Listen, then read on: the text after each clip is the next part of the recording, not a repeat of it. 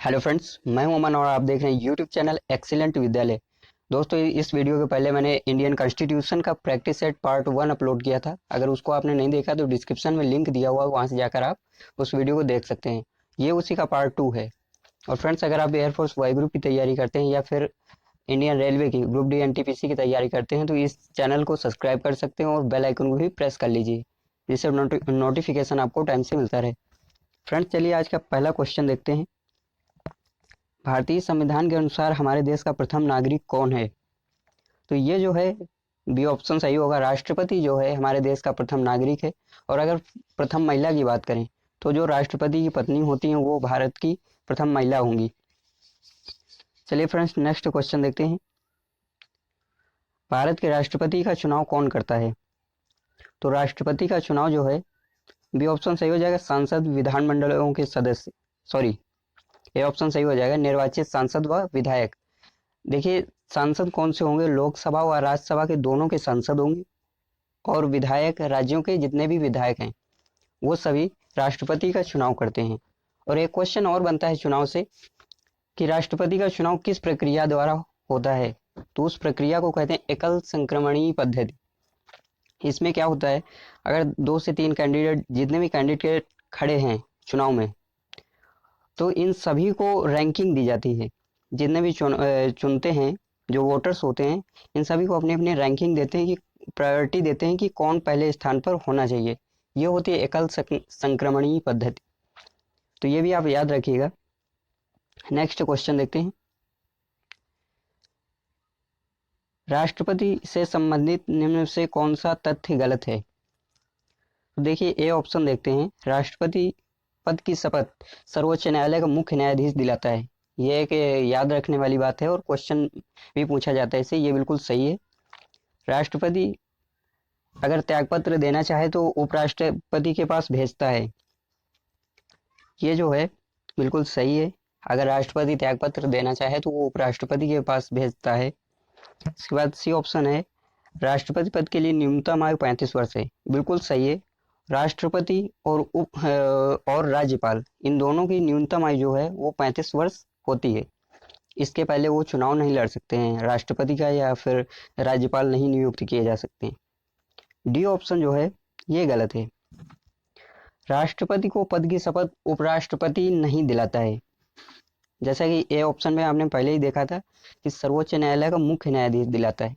तो D option बिल्कुल गलत हो जाएगा। मतलब इस प्रश्न के हिसाब से हमारा डी ऑप्शन आंसर हो जाएगा। चलिए नेक्स्ट क्वेश्चन देखते हैं। भारत के राष्ट्रपति को पद से हटा सकते हैं। कौन हटा सकते हैं? डी ऑप्शन से हो जाएगा, भारत की संसद। भारत के संसद के दोनों सदन, जैसे राज्यसभा और लोकसभा, ये दोनों मिलकर एक महाभियोग चलाते हैं राष्ट्रपति के ऊपर। अगर दोनों दोनों सदनों से अगर वोटिंग होती है तो फिर राष्ट्रपति को पद से हटाया जा सकता है। और जैसे ही राष्ट्रपति पद से हटता है उसके ठीक 6 महीने के भीतर भीतर फिर से चुनाव हो जाने चाहिए। राष्ट्रपति का चुनाव फिर से होना चाहिए 6 महीने के अंदर ही। नेक्स्ट क्वेश्चन देखते हैं। निम्न में से किस एक को छोड़कर राष्ट्रपति सभी को अपने पद से हटा सकता है? तो देखिए, जिनकी जिनकी नियुक्ति होती है, राष्ट्रपति जिनको नियुक्त कर सकता है उनको हटा भी सकता है। तो ये ऑप्शन है, भारत का महान्यायवादी अटॉर्नी जनरल, इनकी भी नियुक्ति होती है, इनको हटा सकता है। राज्यों के राज्यपाल, इनकी भी नियुक्ति की जाती है, ये भी हटाए जा सकते हैं।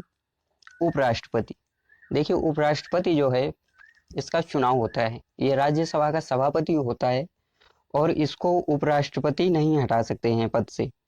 इसलिए सी ऑप्शन हमारा आंसर हो जाएगा। और डी ऑप्शन जो दिया हुआ है, उच्च न्यायालय के प्रतिवेदन पर राज्य लोक सेवा आयोग के अध्यक्ष, जो राज्य लोक सेवा आयोग के अध्यक्ष हैं, इनको भी राष्ट्रपति हटा सकता है। तो हमारा जो ऑप्शन हो जाएगा इसका सी ऑप्शन सही हो जाएगा कि राष्ट्रपति उपराष्ट्रपति को अपने पद से नहीं हटा सकते हैं।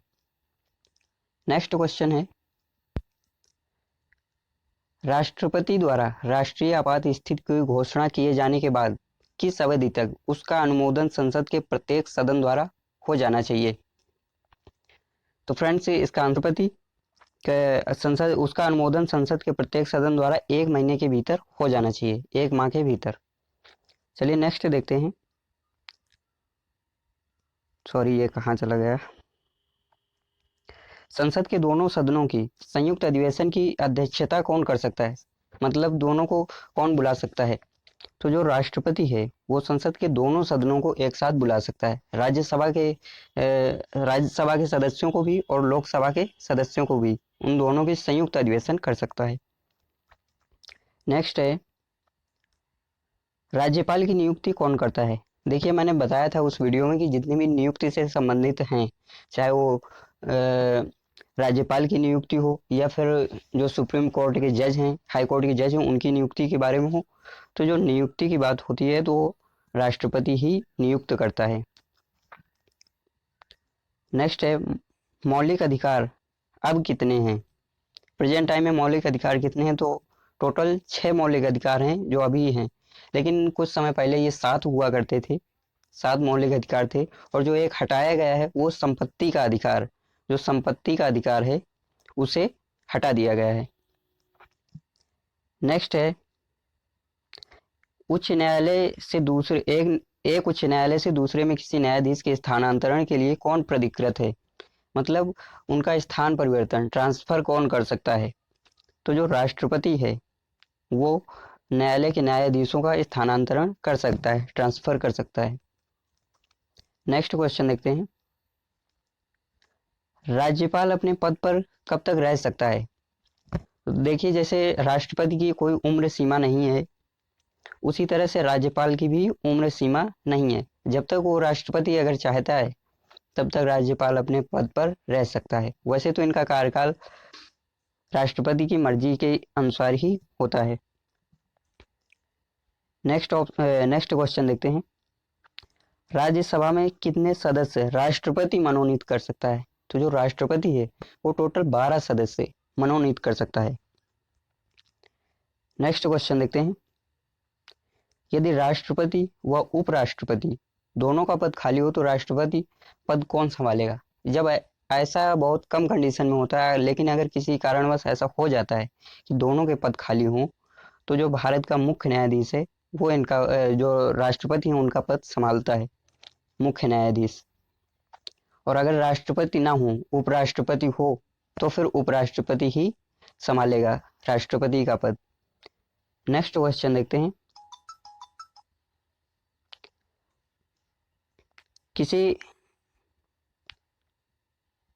किस अनुच्छेद के अंतर्गत किसी राज्य में राष्ट्रपति शासन लागू किया जा सकता है।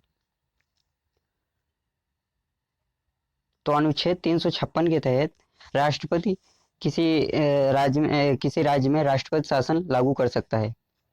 ये जो है अनुच्छेद 356। नेक्स्ट क्वेश्चन है, भारत में मुख्य न्यायाधीश की नियुक्ति कौन करता है। फिर से नियुक्ति का प्रश्न आ गया, तो जो नियुक्ति होगी वो राष्ट्रपति के द्वारा ही होगी, चाहे राज्यपाल की हो, चाहे मुख्य न्यायाधीश की हो, चाहे महान्यायवादी की हो। लगभग जो नियुक्तियां होती हैं वो राष्ट्रपति ही करता है।